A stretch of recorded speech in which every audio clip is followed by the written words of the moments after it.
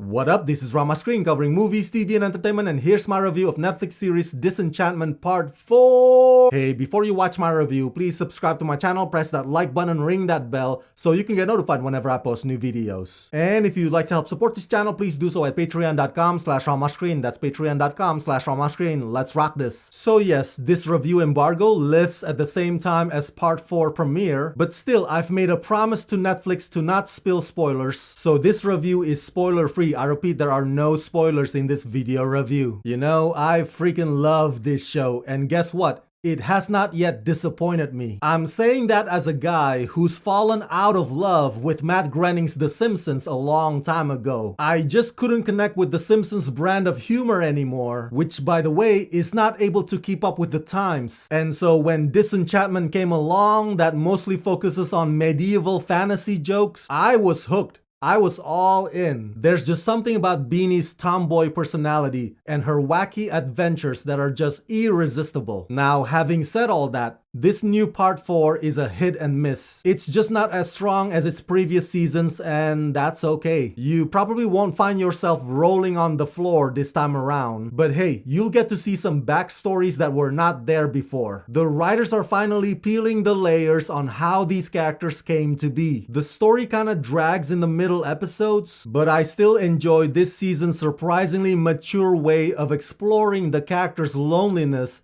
and their longing to be with someone. The misadventures of hard-hitting, hard-drinking Queen Bean, her feisty elf companion Elfo, and her personal demon Luci return and deepen in Part 4 of Matt Groening's comedy fantasy series Disenchantment.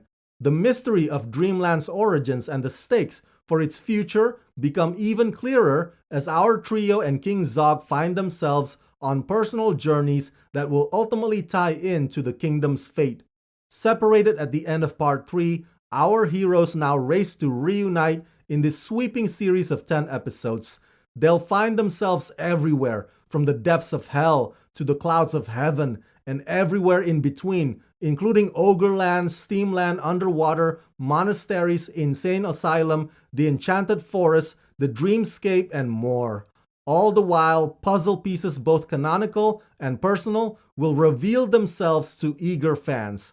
Voice starring Abby Jacobson, Eric Andre, Nat Faxon, John DiMaggio, and Lucy Montgomery. It goes without saying that even though I will not be spilling spoilers here, this review is mainly for those of you, my fellow Disenchantment fans, who already know what's up. Okay, Part 4 begins with our favorite characters separated from each other. Beanie's in hell, Lucy's in heaven, Zog is getting psychiatric help, and Elfo is, well, you'll soon find out where Elfo is. So the first few episodes are them frantically trying to escape their current locations. By the way, this show's take on the concept of divinity never ceases to crack me up. The demons down below are incompetent, and the god up above is self-absorbed. This show is basically telling you religion sucks without actually telling you religion sucks. Part 4 also deals with Bean realizing that she has to do some ruling as queen, which is not really her forte, but it does free Zog up for another prospect. So these episodes in which Beanie contemplates her place in the throne and her overwhelming duties to the kingdom are the episodes where you kinda go, hey, let's get the ball rolling a little faster here. There are some reveals I'm not allowed to share with you here, involving the elf's possible nefarious plan and Derek's new best friend, and much of it revolves around a somewhat recycled running gag. Oh hey, Jerry's back. That guy's awesome. Yeah, he's an idiot, but he means well and his heart's in the right place. So anytime Part 4 feels sluggish, you can always count on Jerry to say or do something stupid to wake you up for a scene or two. If King Zog previously suffered from his Tourette syndrome, well, here in Part 4, Bean is suffering from weird, confusing nightmares. So Part 4 really dives deep into Bean's psyche,